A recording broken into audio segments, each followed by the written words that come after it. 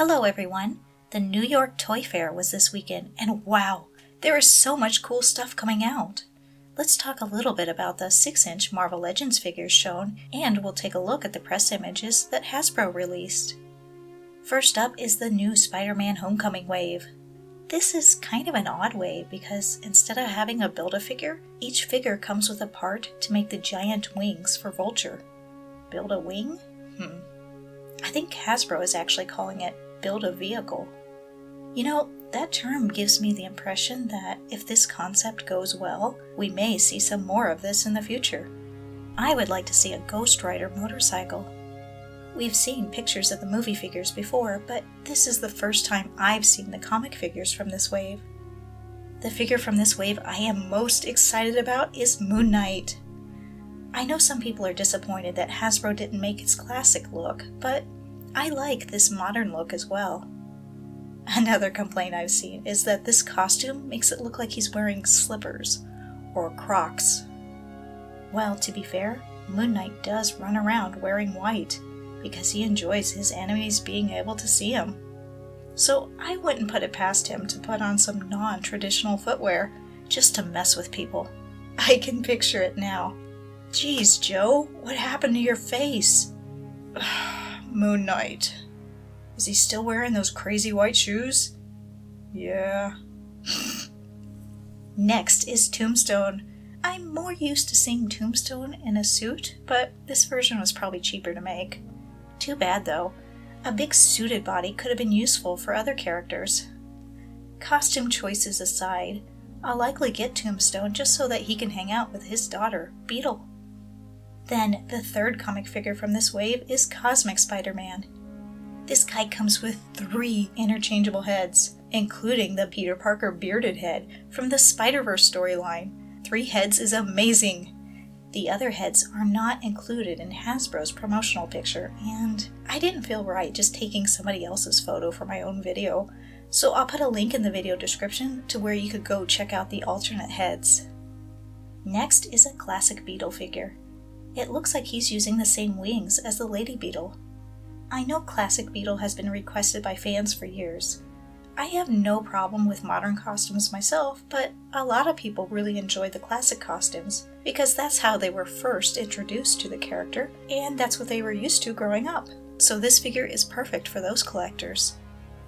Next up is a wave featuring 4 designs from the Netflix series. I believe Daredevil, Punisher, and Jessica Jones were all shown before, but Elektra is new. I think Daredevil and Punisher look really great. And Jessica Jones, while not quite as interesting because she's just in civilian clothing, turned out good as well. Elektra though, I don't know. I guess she just seems a little plain compared to the others. I wonder who else will be in this wave. I imagine there'll be some comic-based characters in the remaining slots. The image of the Walgreens exclusive Sue Storm is not new, but I'm happy to hear we'll be getting a figure of her brother, the Human Torch, as well. I believe he will also be a Walgreens exclusive. I like the sculpted flames on his boots, hands, and lower arms, and it looks like he's reusing the Iron Fist flame effect. Next up is the A-Force box of 6 figures. This set looks awesome! Originally, Squirrel Girl was rumored to be in here, but I guess that was wrong.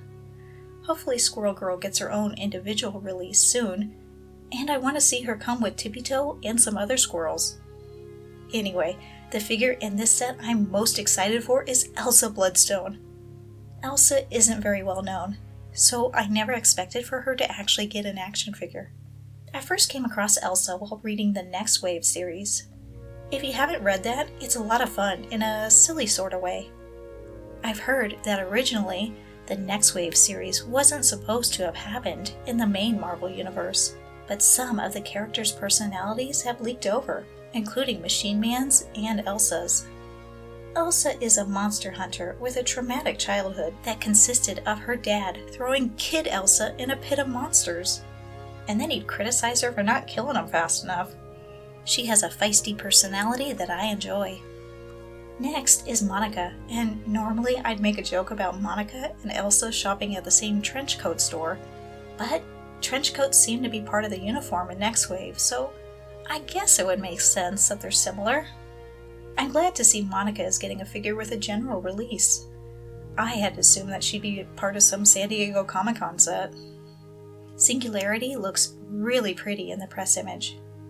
I just hope that her figure isn't made out of that fragile plastic that the White Vision was from the Target 3-pack. She-Hulk is in this set as well. I don't have a figure of her, so I'm happy to see her included. Now Hasbro just needs to make a modern Howard the Duck figure to leave bags of dog poo on her doorstep. It's one of those flaming bags again. Don't put it out with your boots, Tad! Apparently Howard has been watching too much Billy Madison. Anyway, back on topic. Lady Loki is in this set as well. She looks pretty nice, but I really want a regular Loki. Maybe we'll get one for the next Thor movie? We better. The final figure of the box set is Sif. Are those Angela's boots? And she has the same furry shoulder thing as Lady Loki. I think it's called a stole? Anyway, her furry thing kinda sits funny on her shoulders. I've heard that this box set is going to be a Toys R Us exclusive. I'm going to need this set, but it's going to be pretty pricey judging from the number of figures included. I'll be waiting on a sale. Next up is a Walmart exclusive of the Ultimate Vulture and Ultimate Spider-Man. Now, is that the exact same Spider-Man from the Space Venom wave? If so, that's just really cheap. As for Vulture, I think it's a strange choice to make the Ultimate version. I'll probably only pick up this set if it goes cheap on clearance. Next up is a Toys R Us 2-pack of Spider-Man and Mary Jane Watson. At least this one is a new Spider-Man design. I thought Mary Jane was a little plain at first, but the more I look at her, the more I like her. I'd like to swap her head with some of my other figures, so that I can make a civilian version of Wasp and Silk and some others. Just think of the possibilities! However, Mary Jane's skin tone looks a little pinkish here, so she may not match anyone else. One minor complaint is I wish she had 2 relaxed hands instead of the fist. Hasbro also showed off another wave of Guardians of the Galaxy figures. Mantas is the Build-A-Figure in this wave. That seems like an odd choice. She looks nice and all, and the shiny green on her clothing really pops. I would have bought her if she was a single figure, but I don't think I want the whole wave. Rocket Raccoon actually has articulation in his lower body this time. He also comes with an alternate head that's not shown here, and an adorable little Groot. I'll be getting Rocket for sure. Next is Gamora, who looks like a nice upgrade from her previous figure, but her face still looks kinda bored. Nebula is finally getting a figure. She looks really goofy in Hasbro's picture here, but she looks much better in the other images I've seen from Toy Fair. Then there's Star-Lord. He's getting a lot of figures this year, it's crazy. But more on that later on. I don't think this version is as nice as the version in the earlier Guardians wave that's starting to hit stores now. I don't read a lot of the Marvel space-themed comics, so I'm not familiar with the comic figures in this wave, but here they are. Adam Warlock I've heard of, and he comes with an alternate head, and those bubble effects we've seen many times before. Goldilocks here just reminds me of the creature from the movie Legend. Then there is going to be a 2-pack exclusive to Entertainment Earth of Star-Lord and Ego. The Star-Lord looks really similar to the one released in the Titus wave. Unless Ego turns out to be an amazing character in the movie, this set is an easy pass for me. Jane Foster Thor is getting a figure made. I'm not crazy about her cape though. It just doesn't sit too well on her shoulders, and it may look a little strange when she's in a more relaxed standing pose. Otherwise, I think she looks like a nice figure. Finally, there's going to be another Toys R Us exclusive of Cyclops and Dark Phoenix. Cyclops isn't that interesting to me because I prefer the costume he's wearing in the Warlock wave.